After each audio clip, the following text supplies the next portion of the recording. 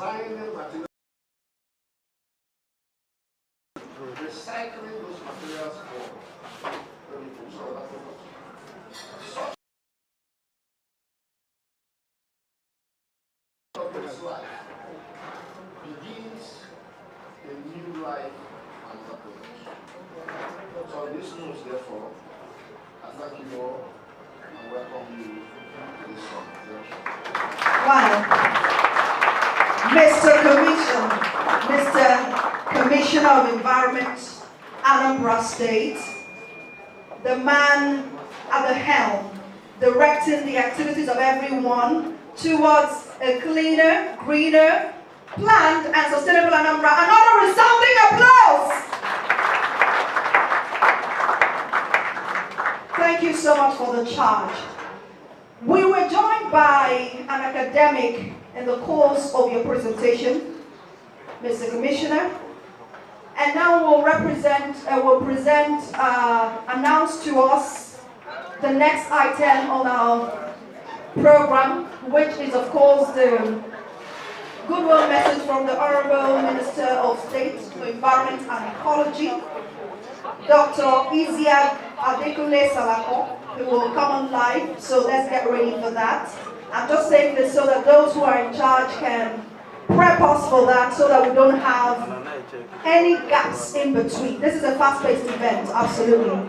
So we've been joined by the Dean, Faculty of Environmental Sciences at the Nnamdi Azikiwe University, Awka, in the person of Professor C.O. Okoye, and he is ably represented here by Dr. J.C. Onyejiaka. Senator, please give us a wave.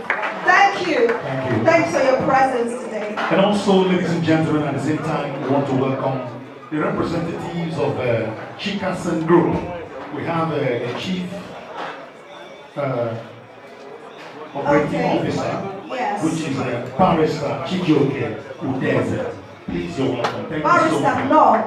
Thank you. And also want to welcome the mayor of Orumba North Local Government Area, the chairman of Orumba North Local Government Area is here, talking about Engineer Ogochukwu Ikweme. Please put your hands together for this great man. Mayor, no. Okay, as we mentioned, we will hear from the man positioned in Abuja to see to it that our environment is clean, green, planned and sustainable at the national level. Because we know that the ministry does not work in isolation. It's a united front. So soon enough we'll have that connection established. And I know that our keynote speaker is getting ready to give us the keynote speech, something that will be thought-provoking. I cannot wait to hear what he has to say, really. Bishop is a man who is not only bishoping in the church. Bishop is bishoping. He's also bishoping in environment. Absolutely. So when the time comes, he will bishop all of us. Absolutely. As far as the environment is concerned. Bishop, once again, God bless you. No, Bishop. I want to say, Album does this short, okay. please. Short. Positively back of service to the Commissioner for Agriculture. I was in the office sometime on the day for 3 hours and they ended up giving me a coconut to me to go. And to the National President of ASATU, to the representative of Chikasen, to the Lagos. Although not like this, when they speak their language, they don't speak with fear. Are we together?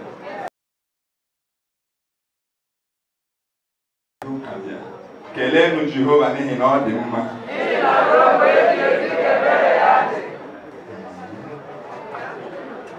Onye ụka ka m bụ, abụ m bishop of the church. Bụrụ the lecturer. So ana m ekwu nne, ọ bụrụ na time gị ihe mpịa wasị m na-ekwuchi. Maka ebe m na-ekwu okwu n'ụlọ ụka nke m abụ onye isi, enwe onye na-enye m time m jebe sam. Bọsị mba na pulpit okwu otu ọ dị mma. God bless you. Now, I want 20 minutes and I have about 21 slides. That is approximately 2 minutes per slide. I am timed. I need those slides very fast. Now, I want to start by telling us a little about sustainability. How means community empowerment, capacity building, stakeholders participation, a focus on the communities as an aftermath of the plastic waste recovery challenge. How I wish the person has,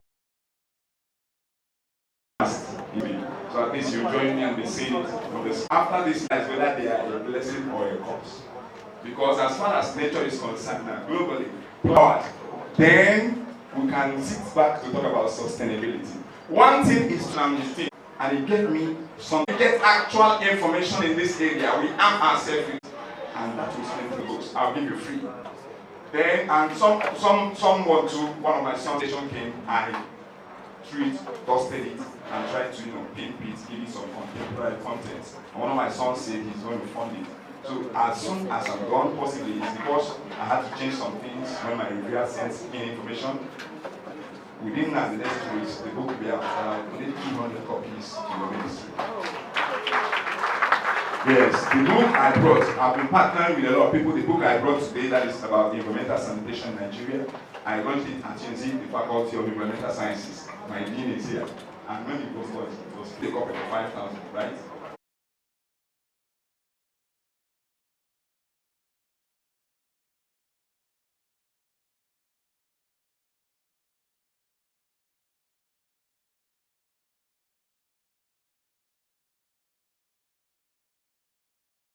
The 2 million metric tons of the polyethylene terephthalate, that is per annum. And I am happy that we have from the Honorable Minister of State for Environment that in Nigeria, the volume of plastic waste that is being generated, only about 11% is actually being pursued for recycling. And about 9% of that 11% goes into the recycling system. What it means is that more than 80% is lost. And if you say it is only about 9% that goes into the recycling system, it means that more than 90% is out of the system. That is what it simply means. So what it means is that in Anambra State, I don't know. But I look at myself, I beat my chest, I say, is it that we're making mistakes? When you see some recyclers here, some manufacturing industries here, they go outside to import their raw materials. Are we together? And I think if we are looking at sustainability, there should be a policy in that way. I am sorry if I'm wanting companies or if I'm working across someone's head here. He's a producer and manufacturer. That is the truth. We're talking about our environment. And then, globally, NREL says, that the National Renewable Energy Laboratory, they say that by 2050, 600 million tons will hit the earth. Because we are producing it every day.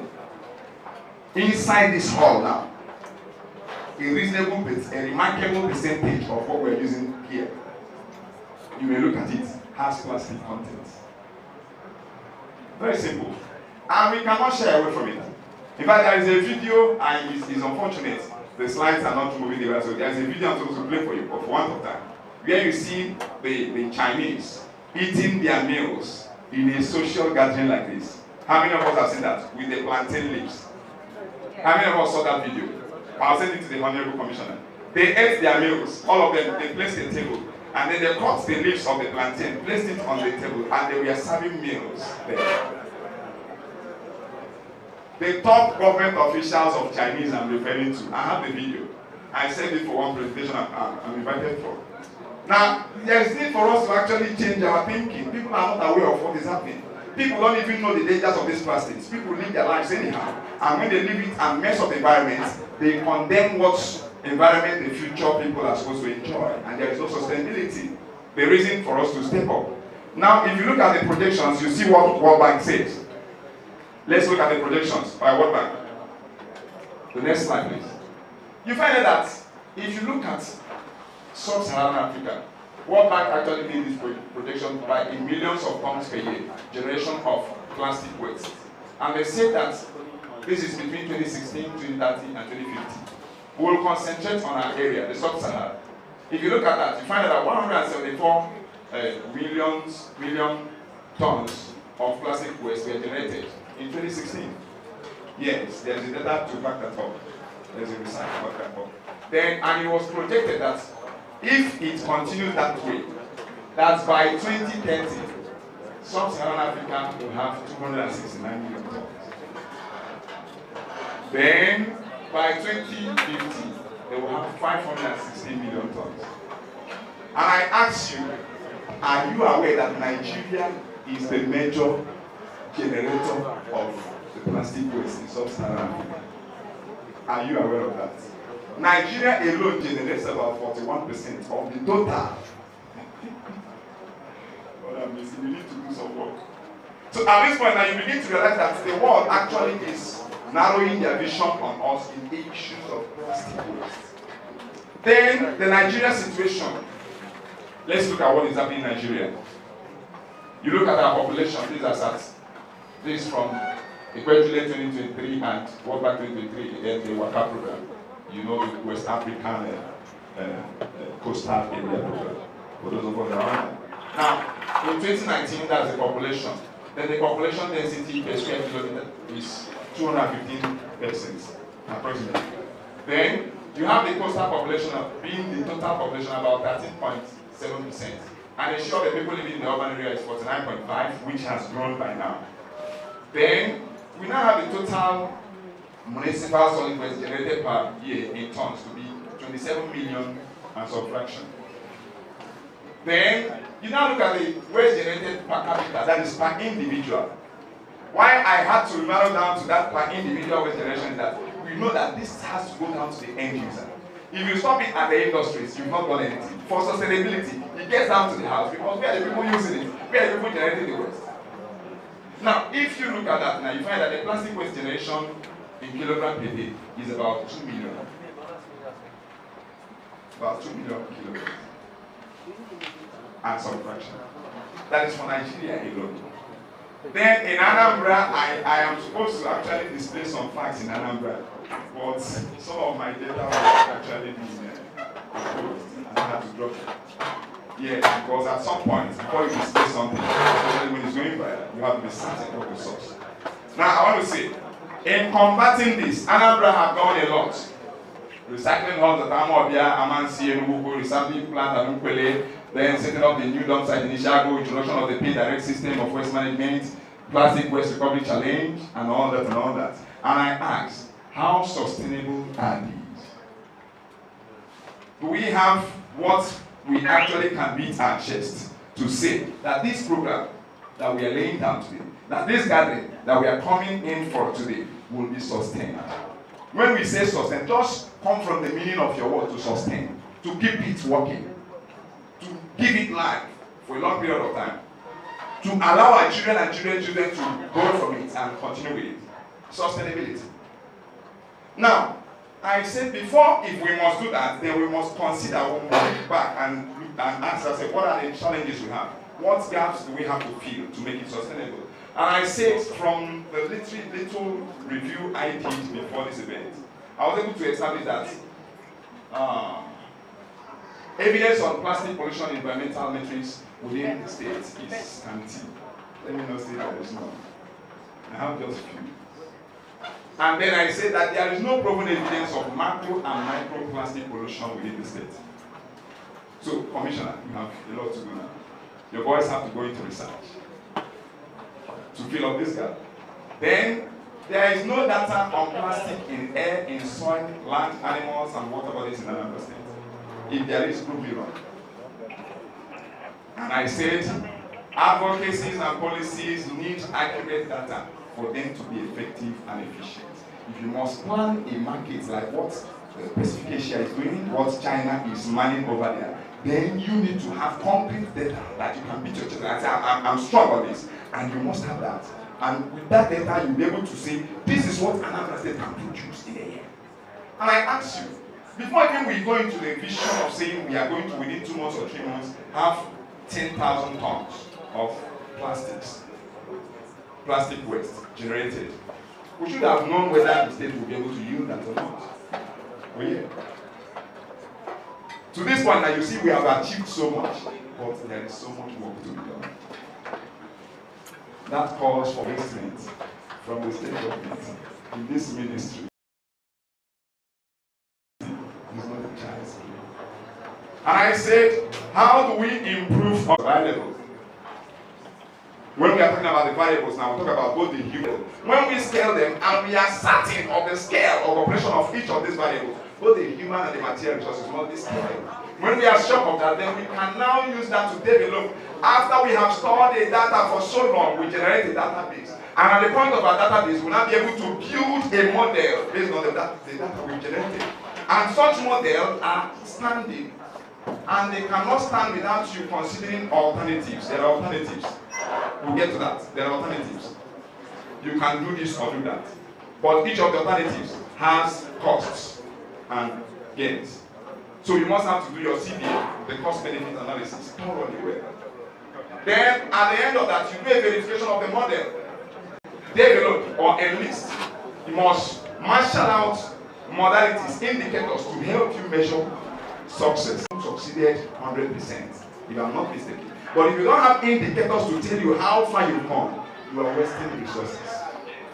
Are we together? Alright. Now, I said the moment you have done that, you now do a test run. Like what you're doing now is like a test run.